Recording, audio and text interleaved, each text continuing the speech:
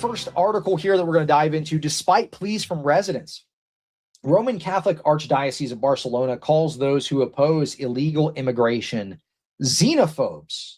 So you're going to see a lot on this anti-ICE stuff from Barcelona. You're going to see a lot of this anti-ICE stuff from Spain. I'm going to dive into an article after this at some point that talks about how Spain just naturalized hundreds of thousands of illegal immigrants. And guess who supported this? Many of the same bishops that are saying this stuff here. So very interesting. The Archdiocese of Barcelona calls xenophobes the residents who oppose illegal immigration and squatting. Let's read the article. I'm going to go ahead and pull it up. The Archdiocese of Barcelona calls xenophobes the residents who oppose illegal immigration and squatting. This week's Sunday bulletin from the Archdiocese of Barcelona does not limit itself to informing.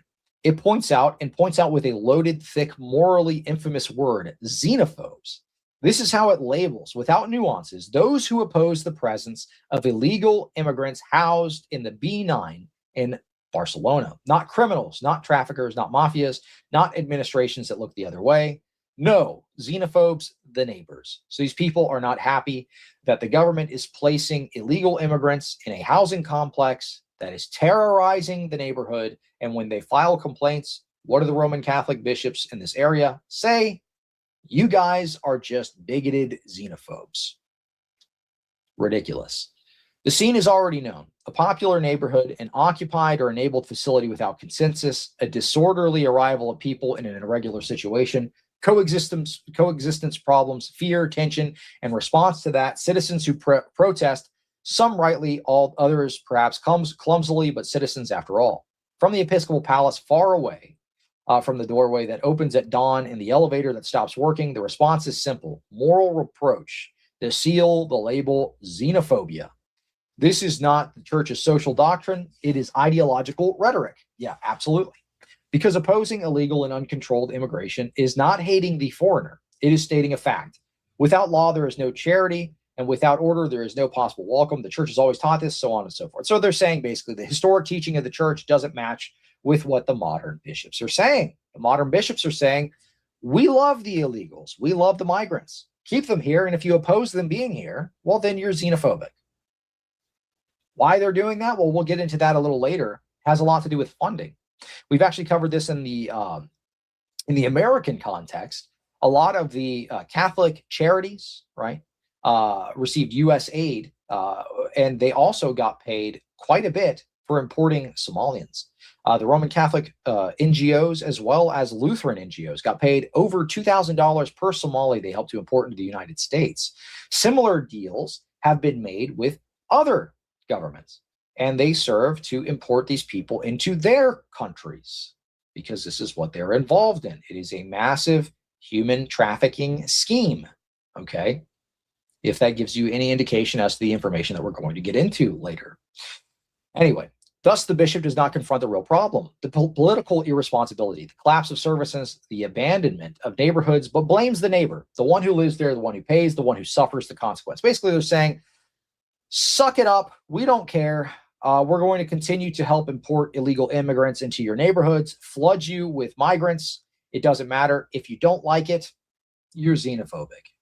You just hate the foreigner. You're not a Christian. You're a bad person. So that's basically it. This particular article was just about the statement of the Archdiocese of Barcelona, but there are several statements that have been made very recently on the subject of ICE. So let me see if I can pull up an additional one. This brings us into our next story here on the same subject. Agrello applauds the government while the faithful people are scandalized. So recently, this last week, the Spanish government actually naturalized hundreds of thousands of illegal immigrants. And this was done with the assistance and approval and support the Roman Catholic bishops. Okay. Yet another one to toss onto the Roman Catholicism supports mass immigration pile. Despite the protests of Roman Catholic citizens, Monsignor Luis Agrello celebrates the Spanish government's decree to naturalize illegal immigrants. If this is any kind of indicator or hint as to what is going to potentially happen in the United States if we allow Catholic charities, USCCB to run amok, if Christian nationalism succeeds under the Roman Catholic framework, this is what we have to look forward to, because this is what the modern Roman Catholic Church is pushing and supports. Let's dive into the article. I'm going to go ahead and share my screen here. Agrello applauds the government while the faithful people are scandalized. It's not a feeling. It's not a diffuse discomfort amplified by social networks. It is a real, deep, and increasingly obscene fracture, the one that separates a good part of the Spanish episcopate from the faithful people it claims to shepherd. The latest episode has once again put everything in evidence. The president of the Spanish Episcopal Conference, Monsignor Luis Agrello, appears to celebrate the government's royal decree on the extraordinary regularization of illegal immigrants. And he does so in language straight out of the executive's political playbook. Democratic health, political opportunity, organized society, common good, subsidiarity. Yes, subsidiarity. They are subsidizing the importation of these illegals and migrants and refugees. Of course, that's what it's really all about. It's about the bottom line. It's about maintaining your massive human trafficking scheme. No explicit reference to moral law, no warning about the objective disorder that massive uncontrolled immigration entails, no reminder of the state's duties regarding borders, security, or justice, just applause. Okay, this is not just another prudential opinion within the legitimate Catholic pluralism. It's something more serious. The public identification of the ecclesiastical hierarchy with a political power. He's saying they support this. This is what they're saying. We are on the side of immigration. We are on the side of pro-immigration. We want migrants in. This is the church's opinion. Okay.